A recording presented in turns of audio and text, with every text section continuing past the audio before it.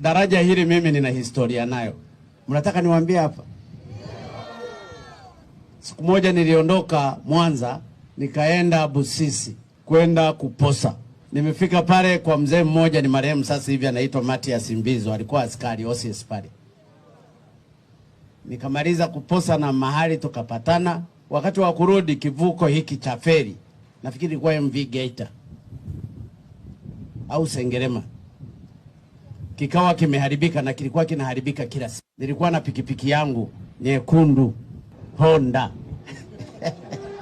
kule pakawa na mitumbwi, na mitumbwi ile walikuwa wanavusha kwa pesa.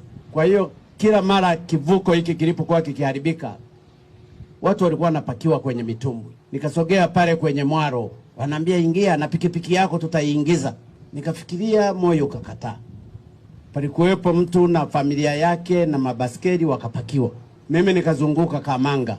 Nilipofika Mwanza, ule mtumbwi ukawa umezama na ukaua watu 11. Na ndio maana nilipofanikiwa kwanza nikawa Wizara ya Ujenzi, mawazo yangu yalikuwa niokoe maisha ya watu hawa, na iwe kumbukumbu kubwa kwa watu waliokuwa wanapoteza maisha hapa.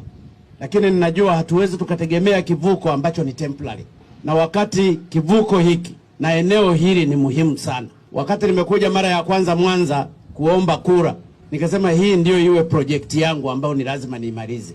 Kwamba nataka tujenge daraja la kuvuka, la kuunganisha Kigongo na Busisi. Watu hawakuamini. Wanasema haiwezekani, anaota. Hizi ni kampeni tu. Gharama ya daraja hili litakuwa karibu bilioni 700.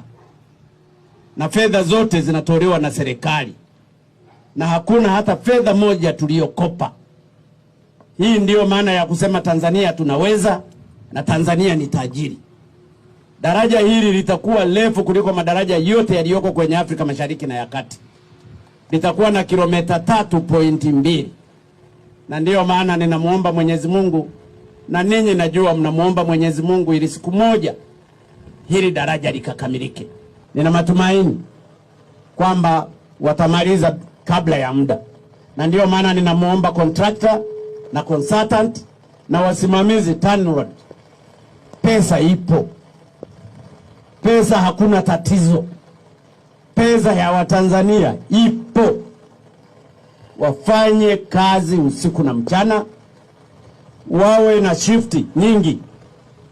Wengine wanafanya hapa, wengine katikati, wengine chini, wengine pembeni, bange kunkonko, bange kunuma. Ili kazi hii imalizike haraka, ili Watanzania waweze kuifaidi hili.